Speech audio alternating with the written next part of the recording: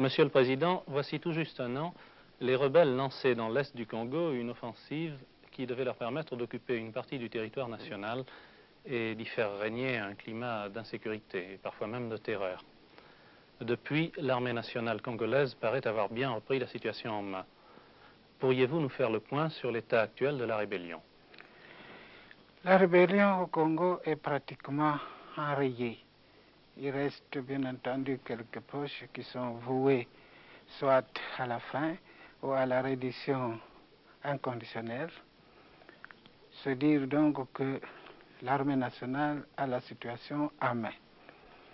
Il est à noter également la résistance des Congolais qui, pour moi, c'est l'indice qu'ils attachent beaucoup d'importance à leur patrie et que dans leur conscience, ils ont combattu pour leur patrie. Et la composition de l'armée nationale congolaise avait donné, il y a quelques mois, certaines inquiétudes. Maintenant, son rendement paraît très supérieur. Vous pensez qu'elle a tous les atouts en main à l'heure actuelle pour vaincre les dernières poches rebelles? Certainement parce que au début, nous avons dû prévenir ces dangers qui consistaient à la politisation de l'armée. Précisément, nous l'avons retirée de la vie politique. Et à partir de ce moment, l'armée nationale a fait de son mieux pour arriver au stade qu'il est arrivé maintenant.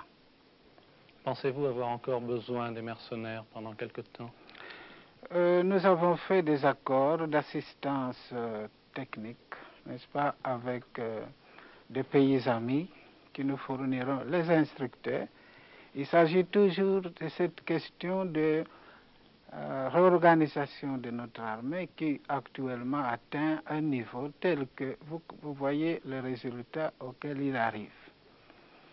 Cette affaire-là de mercenaires, il est évident que je devrais vous faire un petit aperçu général à quoi cela a rimé. C'est parce qu'au moment où nous avons repris le Katanga, tout ça c'était des questions litigieuses. Nous avons dû prendre le dossier en main pour régler cette situation définitivement, mais il se peut qu'à ce moment-là, la rébellion avançait, n'est-ce pas, à pas de géant, précisément parce que nous avons arrêté les opérations pour favoriser la réconciliation nationale. Entre-temps, nous n'avions pas encore signé des accords avec ce pays ami pour des cas semblables, qu'il s'agisse de guerre ou bien de la rébellion. Alors, à ce moment-là, il fallait bien utiliser ce qu'on avait entre les mains. Et maintenant que la rébellion est terminée, n'est-ce pas, nous envisageons d'autres solutions beaucoup plus conformes à des situations normales. Vous allez bientôt entreprendre, Monsieur le Président, un voyage de plusieurs jours à travers l'ensemble du pays. Quel est le but de ce voyage? Le but de ce voyage, comme vous avez pu le remarquer, c'est d'apporter le réconfort moral et matériel à ces populations qui ont bien mérité par leur résistance contre la rébellion. Et bien entendu, nous avons beaucoup de responsabilités sur ces populations. Il est tout à fait normal que le chef de l'État les visite le plus régulièrement possible. Si auparavant il n'y a pas eu de possibilité de les visiter, c'est précisément parce qu'il fallait tenir d'abord le coup d'un côté. Quand on est sûr de l'autre, on peut alors se déplacer pour aller assurer l'autre côté. Vous avez vu ce qui s'est passé. Il fallait bien que nous nous maintenions d'abord dans la capitale pour former un noyau de résistance qui était solide et qui s'est répandu dans la province. Maintenant, il est possible que nous nous déplacions pour visiter ces populations. Vous allez donc vous rendre plus particulièrement dans des régions récemment libérées. Est-ce que vous pensez qu'il y a là-bas toute sécurité? D'abord, nous visitons les régions qui ont été libérées et ensuite, nous visiterons également les populations qui n'ont pas subi l'influence de la rébellion. Parce qu'ici, il faut apporter aux uns comme aux autres la sollicitude du gouvernement. Et là, en ce qui concerne la sécurité, le militaire ne se demande pas s'il y a sécurité ou pas sécurité, il doit remplir sa mission, il n'y a rien à faire, on y va. Les élections qui se sont déroulées au mois d'avril, Monsieur le Président, semblent démontrer, bien que leur résultat n'ait pas encore été proclamé, le désir du peuple congolais de retrouver une certaine stabilité politique et même une véritable unité nationale. Comment voyez-vous l'avenir politique du Congo après ces élections? Après ces élections, c'est l'étape cruciale pour nous, pour passer du moment qu'on appelle le temps de croissance à la stabilité réelle. C'est-à-dire qu'auparavant, on avait ce qu'on appelait la loi fondamentale qui prêtait à tout commentaire comme à toute protestation. Maintenant, les Congolais ont fait leur constitution de leur façon et adaptée à leurs mœurs. Cette constitution a prévu justement ces étapes qui viennent de se dérouler normalement à partir de la promulgation plutôt de référendum, promulgation, maintenant les élections se passent, on va installer toutes les institutions nationales et pour nous c'est le commencement d'une stabilité beaucoup plus importante que ce que nous avons vécu jusqu'à maintenant. Il faut bien faire ce qu'on appelle des restrictions parce que des pays plus vieilles que nous ont connu encore l'une ou l'autre chose au cours de leur vie, mais ce qui compte, c'est la vie générale. Quand la vie générale peut offrir le maximum de garanties pour la sécurité de tout le monde, on peut considérer que ce pays a atteint la stabilité politique désirée. Que pensez-vous de l'action du président Tshombe depuis qu'il est Premier ministre, c'est-à-dire depuis bientôt un an? Nous avons formé ce qu'on appelle un gouvernement de transition, qui a assuré sa mission, qui était la relance économique, la pacification du pays et la préparation des élections. Ce programme va avoir touché sa fin et nous continuons parce que tout ce que nous sommes en train de faire maintenant, tout ça est prévu par la loi. Nous ne pouvons plus maintenant nous permettre de nous écarter des lignes qui ont été faites par la Constitution. Les prochaines élections présidentielles qui doivent avoir lieu en principe dans quelques mois, comptez-vous vous représenter ou pensez-vous que le président Tshombe présentera lui aussi sa candidature? En ce qui me concerne, il est évident que je représenterai ma candidature. Pour la seconde partie de votre question, je ne sais pas répondre à la place d'un autre. Le Congo, Monsieur le Président, est un des États les plus riches d'Afrique en ressources naturelles. Pourriez-vous nous parler de la situation économique actuelle et de la position du gouvernement congolais en ce qui concerne les investissements étrangers et les garanties qui leur sont accordées? Ce qui est à faire remarquer d'abord, c'est que malgré l'agitation des rebelles, l'économie congolaise a tenu quand même debout. Il s'agit de remettre tout ce qui a été détruit par les rebelles en marche. Tout va continuer. J'ai constaté évidemment en province, comme à Léopoldville, cette bonne volonté de recommencer le travail, quoi qu'il en coûte, sans beaucoup trop se retarder à regarder le passé ou ce qu'on a eu. Ce qui est à noter, c'est que nous ferons un petit temps pour la remise en ordre de ce que les rebelles ont détruit.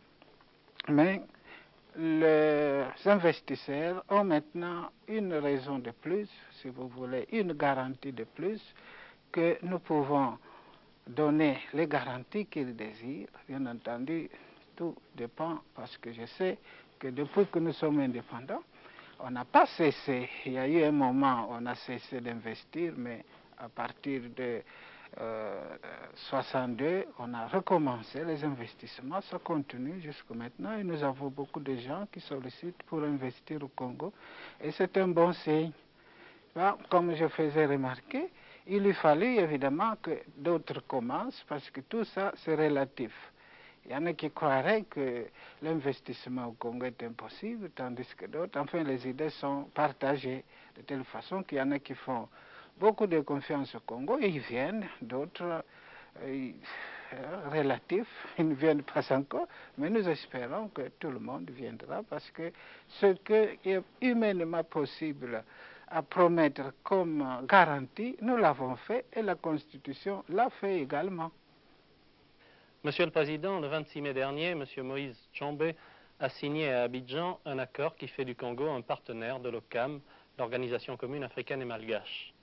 Cependant, le Congo fait toujours partie de l'OUA. N'y a-t-il pas incompatibilité entre ces deux positions? Il n'y a aucune incompatibilité. Au contraire, l'OCAM renforce l'OUA en ce que l'OCAM voudrait que tous les signataires de cette charte le respectent. Or, il a été constaté que beaucoup de pays ne voulaient pas le respecter pour le rendre une lettre morte. En ce sens, comme par exemple l'OUA a prévu la non-ingérence dans les affaires des pays voisins, des pays africains, d'autres pays se le permettent. Alors ça a créé une confusion. Il fallait une réaction de ceux qui veulent vraiment la ligne droite, le bon chemin, pour que les choses soient remises en place.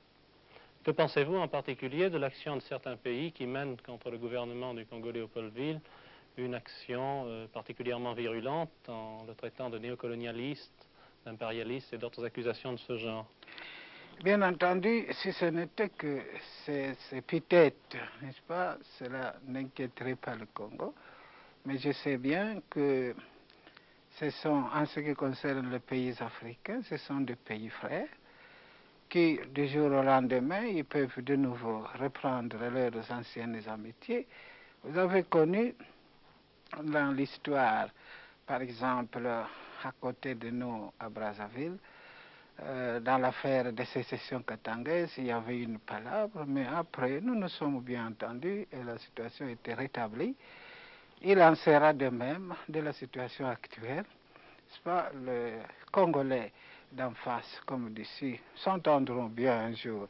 Seulement, ce qui craignent, c'est que si c'est un mouvement en dehors du pays, alors ça c'est différent, il faudra alors trouver une autre solution. Parce que nous autres, nous entendons résoudre ce qu'on appelait le problème à la solution Bantou.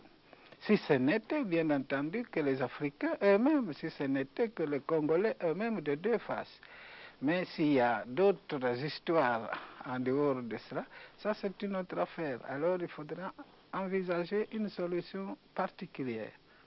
Que pensez-vous justement de la présence de nombreux Chinois à Brazzaville et de l'arrivée d'armes? Enfin, je ne les ai pas comptés, moi, ni savoir combien d'armes ils ont reçues. Pas, évidemment, ce n'est pas un pays chinois d'abord, ce sont des Congolais qui sont là. Si les étrangers veulent faire autre chose à Brazzaville, ça nous traiterons la question différemment. Comme je vous ai dit tantôt, quand il s'agit de Congolais, ce sont nos frères. Nous nous entendrons bien un jour. On peut se chamailler dans la famille, ça ne crée pas de problème. Mais si c'est une affaire en dehors des Congolais, on arrangera ça sur un autre plan que sur le plan congolais. Monsieur le Président, au nom de la télévision française, nous vous remercions.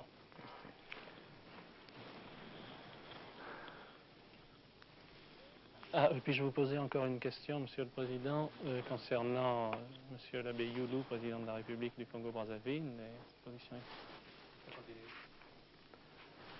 Monsieur le Président, Monsieur l'abbé Fulbert Youlou, ancien président de la République du Congo-Brazzaville, qui se trouve ici à la suite de son évasion du 15 mars, vient d'être hier condamné à mort par un tribunal du gouvernement de M. Massamba Deba. Que pensez-vous de cette condamnation? Il faut, de nouveau, comme j'ai dit, nous avons toujours respecté la souveraineté de chaque pays. Chaque pays pouvait faire ce qu'il voulait de son régime, etc. Mais malheureusement, comme nous vivons tous sur la même planète, il y a toujours des répercussions. Ce qui est certain, c'est que Youlou a demandé asile au Congo. Ici, nous l'avons accepté. C'est l'humanité qui exige, n'est-ce pas, cette mesure pour la protection de quelqu'un qui n'est plus chez lui, ou qui juge il n'est plus en sécurité chez lui, nous l'avons accepté, mais nous n'avons pas à juger ce que les autres font chez eux, comme nous demanderons également qu'on ne juge pas ce qui se passe chez nous. Nous sommes souverains au même titre que les autres. Il y a eu un problème corollaire à cela, parce que nous autres, cela résulte des dissensions dont nous avons parlé tantôt entre les deux rives, c'est que nous, au Congo, nous sommes bien conscients qu'avec les possibilités que nous avons, nous pouvons aider les autres pays aussi qui ont moins de possibilités que nous. Mais cela officiellement et loyalement.